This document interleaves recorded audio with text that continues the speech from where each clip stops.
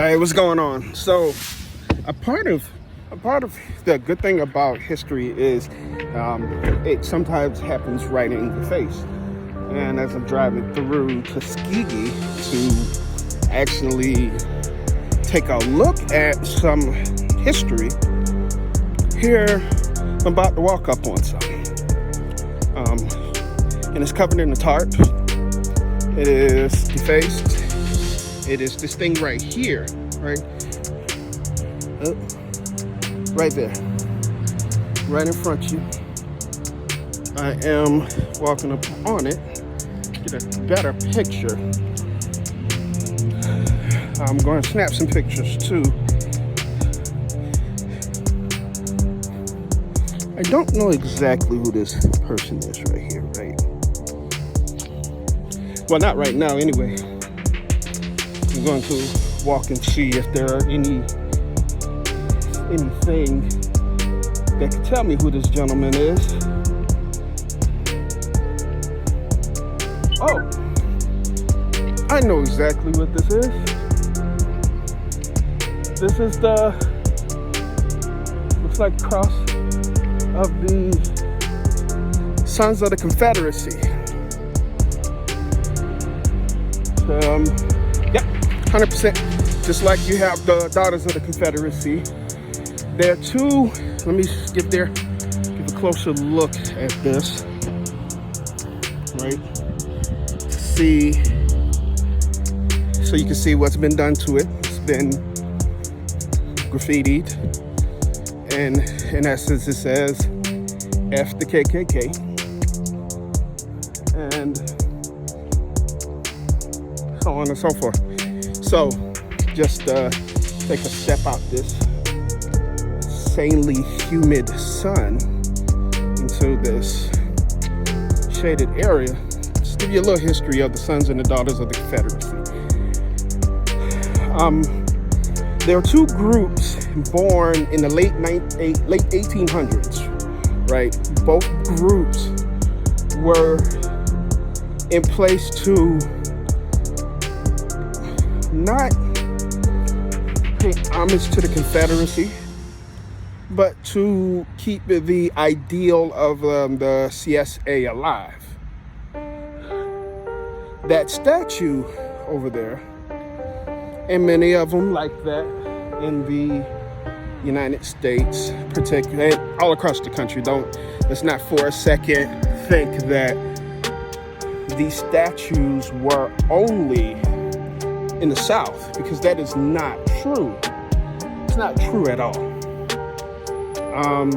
Matter of fact, there was one erected in Baltimore that was pushed into the Inner Harbor after I moved to Baltimore. So let's again not believe for a second when we hear this narrative that it's only a Southern thing. Now, this is an American issue. This is a uniquely American issue, where these two organizations used intimidation tactics to prevent blacks from voting in cities like Tuskegee, Atlanta, Orangeburg, Columbia, Memphis, Oklahoma City, Tulsa, Dallas, Houston, Raleigh, you name it. These organizations were the leaders behind a lot of things that you still see today in terms of these statues, where people are like, well, should be put in museums.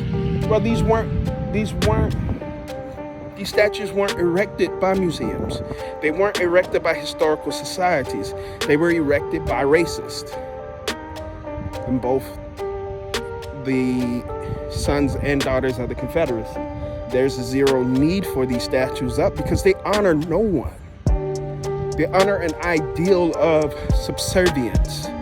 They honor an ideal of inequality. They honor the ideal of superiority of one race of people over another simply because of skin color. They do nothing more. People are quick to go to the KKK as far as the intimidation. But it's not just the Ku Klux Klan.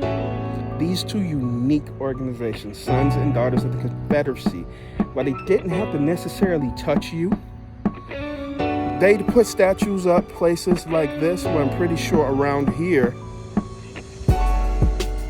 like the Macon County Courthouse.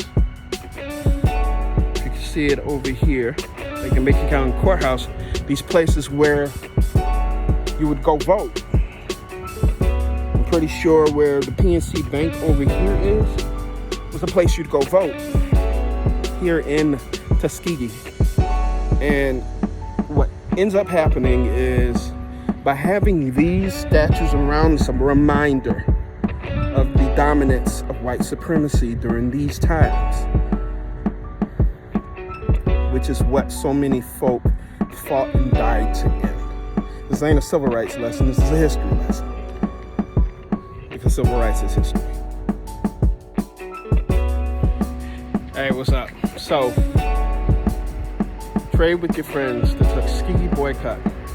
1957, local government officials in Tuskegee, Alabama sought to gerrymander the city limits in an attempt to diminish the number of black votes in upcoming elections. The Alabama State Senator Sam Engelhardt sponsored Act 140, which transformed Tuskegee into a 28-sided shape. This action disenfranchised the majority of the city's black voters in the city elections. On June 25th, 1957, over 3,000 black citizens met at Butler Chapel AME Church. I'm headed there next. The AME Zion Church in support of the Tuskegee Civic Association and its proposed boycott of white-owned businesses. Termed Trade with Your Friends, the boycott continued for 4 years until the United States Supreme Court ruled that the state of Alabama has violated the 15th Amendment, Go Million versus Lightfoot, 364 U.S. 339, 1960. The city's boundaries were then returned to their original provisions in early 1961. The boycott proved economically devastating for white-owned businesses that preferred to go out of business rather than give blacks the right to vote. This is not a aberration. This is not unique in terms of the actions of white business owners and white lawmakers in the 1940s, 50s, and 60s. This is also very common in response. Yes, it is common. It was common for black folk in these areas to say, you know what? You don't want me to vote? I won't spend my money with you. You had explosion of black realtors, you had explosion of black insurance agents, black car salespeople, black grocery stores. The list goes on and on and on about the businesses that began to thrive because these folk refused to see black folk as equal, and they refused to see black people influence politics because they knew the very thing that will allow black people to gain an advantage is to influence politics. That's why you see things now happening as they are. Your vote is powerful.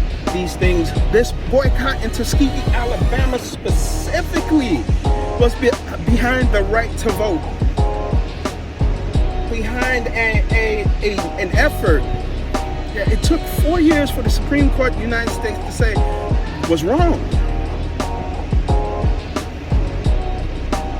It's the bus boycott in Montgomery. Birmingham had one. I'm pretty sure every major city in the southeastern United States had bus boycotts or some kind of economic boycott. Because at the end of the day, if you're not gonna respect me, if you're not going to allow me to have a say-so in the community I live in, I'm gonna punish you. That's what these women and these men and these community leaders said. Enough is enough. We're gonna hit you where it hurt. And they did.